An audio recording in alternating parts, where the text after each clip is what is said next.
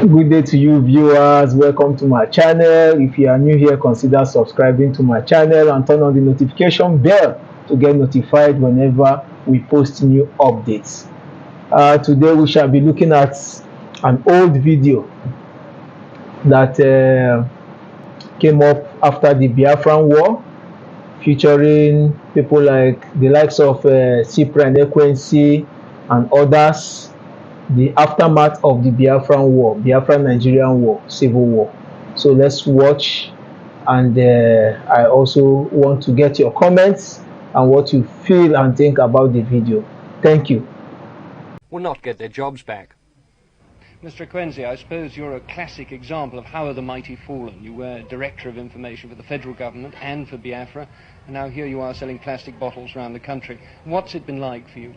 Well, I don't regard myself as an example of the mighty fallen, if that's the classification. The real thing is that at the end of the war, everybody started from scratch, and nothing was too menial for anyone to do in order to raise the most difficult commodity to find at the moment, which is money. And it takes a certain amount of courage to be able to do what people do not expect you to do. And I think I've proved the point. I have proved that I can do anything. And many people regard me as an example of the Igbo man who can do anything in any circumstance to fight against any desperate odds.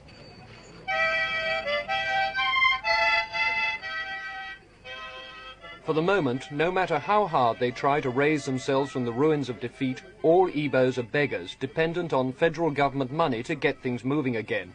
Is it getting through? The National Rehabilitation Commission is a bit slow and top-heavy. We are not adequately, in fact, we are not at all represented in this body.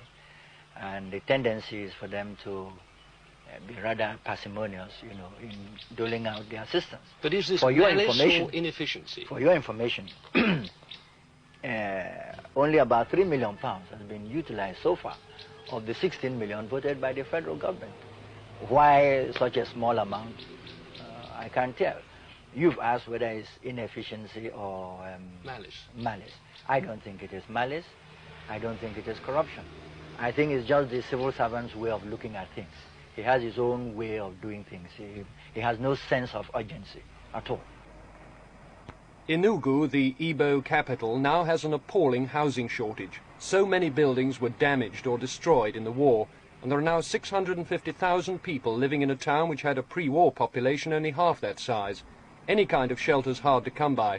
To some, a derelict vehicle may be home. But the will to survive here is strong. With the overcrowding goes an ant-like energy. All the destruction of life and property is just not as crippling here as it would be in a highly industrialized society. Goods for sale spill out of the market along the railway line. Here is everything a man needs to start life again: clothes, building materials and household goods. And with painful difficulty, the Igbos are finding the money to buy them.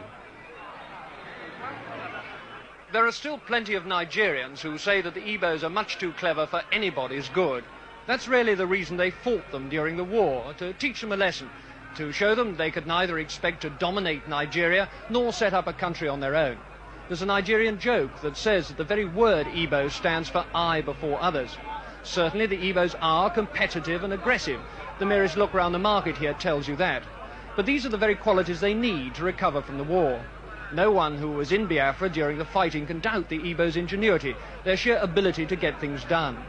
The Commissioner for Economic Development here says the Igbos can't really expect to be like the Germans and Japanese, to emerge even more prosperous from the ashes of war. All the same, it could happen. It's already said that the Igbos will reach their pre-war level of economic activity by the end of next year. So though they may be down, the Igbos are definitely not out. It really depends on the help they get from the federal government, how quickly they're able to get back on their feet again. Richard Lindley, News at 10, East Central.